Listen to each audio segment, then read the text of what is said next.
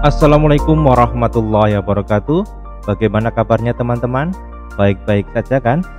Terkait PPDB di SMA SMK Negeri Jawa Tengah, berikut rangkuman pertanyaan dan jawaban.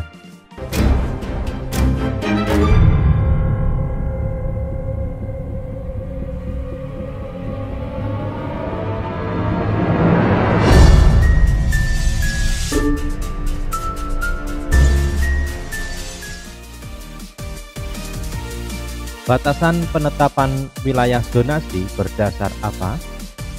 Zonasi ditetapkan berdasarkan wilayah kecamatan. Bagaimana penentuan titik ordinat? Titik ordinat domisili sesuai alamat pada kartu keluarga. Titik ordinat satuan pendidikan yaitu pada gapura atau gerbang utama. Berapa usia kartu keluarga yang dipersyaratkan sebagai bukti domisili? Diterbitkan dan atau telah tinggal paling singkat 1 tahun sebelum tanggal akhir pendaftaran PPDB berdasarkan data administrasi kependudukan. Untuk melihat lama waktu bertempat tinggal atau berdomisili, dilihat berdasarkan tanggal data entry atau tanggal perpindahan jika melakukan perpindahan penduduk. Dukcapil akan melakukan validasi lama tinggal menurut by name by address berbasis NIK untuk melakukan verifikasi. Apakah masih berlaku SKD dan SKTM? PPDB tahun ajaran 2023-2024 tidak lagi memberlakukan SKD dan SKTM. SKD hanya berlaku dalam kondisi khusus, bencana alam atau bencana sosial. Apa yang dimaksud dengan kejuaraan berjenjang dan apa saja yang termasuk di dalamnya? Kejuaraan berjenjang adalah kejuaraan yang diselenggarakan secara terjadwal dalam setiap tahunnya, dan seleksi dilaksanakan mulai dari tingkat satuan pendidikan, berkelanjutan, dan mempersyaratkan keikutsertaan peserta berdasar prestasi pada setiap jenjang di bawahnya. Kejuaraan berjenjang ini mendapatkan dukungan pembiayaan dari pemerintah. Jenis kejuaraan berjenjang tercantum dalam juknis dan aplikasi PPDB. Apa yang dimaksud dengan kejuaraan tidak berjenjang dan apa persyaratannya? Kejuaraan tidak berjenjang merupakan kejuaraan atau lomba atau invitasi atau sayembara selain yang tersebut pada kejuaraan berjenjang yang diselenggarakan oleh instansi atau lembaga pemerintah atau perguruan tinggi atau induk olahraga dan instansi atau lembaga lain sesuai kewenangannya. Mapel apa saja yang dipersyaratkan dalam PPDB dan aspek kompetensinya? Yaitu pendidikan agama dan budi pekerti, pendidikan Pancasila dan kewarganegaraan atau PPKN atau pendidikan Pancasila, bahasa Indonesia, matematika, ilmu pengetahuan alam, ilmu pengetahuan sosial, dan bahasa Inggris. Aspek kompetensi pengetahuan dan keterampilan pada masing-masing semester yang telah tertuang dalam dokumen rapor peserta didik. Apakah CPD wajib melakukan verifikasi berkas pendaftaran? CPD wajib melakukan verifikasi berkas pendaftaran di SMA negeri atau SMK negeri terdekat untuk mendapatkan token.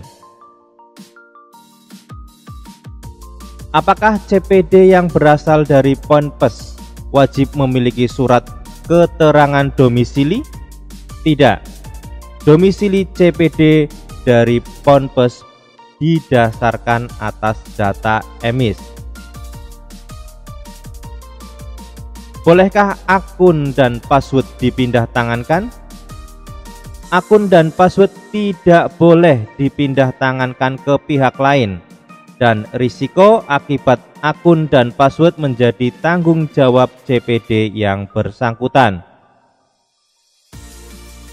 Kenapa nilai rapor memperhitungkan nilai atau status akreditasi? Dimaksudkan untuk menjamin peningkatan mutu pada satuan pendidikan dalam pemenuhan standar penjaminan mutu pembelajaran. Kenapa PIP atau KIP tidak termasuk sebagai bukti afirmasi CPD kurang mampu? Karena penetapan penerima manfaat PIP atau KIP telah berdasarkan sumber data. Apakah bukti CPD yatim dan atau piatu dapat menggunakan surat keterangan? Tidak dapat, karena data CPD yatim dan atau piatu didasarkan pada data yang dikelola oleh BP3AP2KB Provinsi Jawa Tengah. Apakah pada jalur PTO mempersyaratkan batas waktu kepindahan orang tua? Tidak. Jalur PTO hanya mempersyaratkan perpindahan tugas sekurangnya antar kabupaten kota dengan kartu keluarga di luar kabupaten kota dari sekolah pilihan. Bagaimana apabila CPD akan melakukan perubahan data atau berkas? CPD wajib datang ke Satuan Pendidikan SMA Negeri atau SMK Negeri, dan perubahan data atau berkas hanya dapat dilakukan sebelum berakhirnya tahapan pemilihan sekolah. Apakah CPD yang diterima dalam proses seleksi PPDB wajib melakukan daftar ulang? CPD yang diterima wajib melakukan daftar ulang, dan apabila tidak melakukan daftar ulang, maka dinyatakan mengundurkan diri. Apakah semua prestasi tidak berjenjang diberikan bobot nilai? Semua prestasi diberikan bobot nilai prestasi apabila CPD melampirkan surat keterangan yang dipersyaratkan. Demikian tadi pertanyaan dan jawaban yang sering ditanyakan. Semoga bisa menyelesaikan masalah. Terima kasih, semoga bermanfaat.